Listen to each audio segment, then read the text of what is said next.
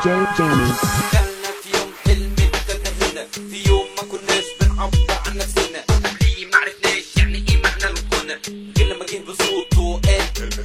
ابتدى بيها طريقه وكان طريق حياته، في شغله على طول مقضي احلى اوقاته، ما سابش القطر يجري في يوم وفاته، وعشنا على غناه وعلى ذكرياته، حاربوه ياما في اوقات كتير، وبفضل الله بينتصر وبيخرج منها كتير، موهوب بالفطره وعنده ذكاء وفير، وراه الديابيه عاملين مش خطير، مجد كتير جواه انسان اكبر، كل يوم بيعلى بيزيد اكتر واكتر، اغنيه علم قلوبنا ازاي تقدر، اللي بيغني بجد مش اللي بيتكبر، زي ما بيقولوا عليه صوت الشباب، عمره ما كان يوم بيع او حتى كان قلاب، بيجمع على صوته الاهل والاحباب، بيسترجل واسمع عمرو دياب، من زمان بيقولوا عليه صوت الشباب، عمره ما كان يوم بيع او حتى كان قلاب، بيجمع على صوته الاهل والاحباب، استرجل واسمع عمرو دياب، لوحده ربع قرن واقف ثابت على القمه، وقعد ناس كتير كانوا عاملين زكا ولما عينه بتشوف ابعد طموح ملوش حدود، اسطوره الغنى العربي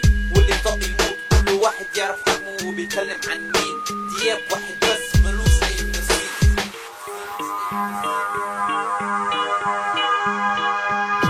كل الناس تاريخه بيهرتل بكلام كتير، ومفيش غير دياب مبعده بيعمل ملايين، زمان كلمه قلناها هو دياب انتوا مين، معروف مين العالمي من في الوهم عايشين، دياب يعني التمرد والنجوميه في كل مكان، اغانيه كلها مسموعه ونجم في كل زمان، اعلى ايرادات واهم الشخصيات، مقامه كبير قوي زي الاهرامات، باكد كلامي لكل الناس، عمرو دياب يعني اجمد احساس، زمان بيقولوا عليه صوت الشباب، عمره ما كان يبيع او حتى كان قلاب، بيجمع على صوته الاهل والاحباب، استرجل واسمع عمرو دياب، من زمان بيقولوا عليه صوت الشباب، عمره ما كان يبيع او حتى كان قلاب، بيجمع على صوته الاهل والاحباب، استرجل واسمع عمرو دياب.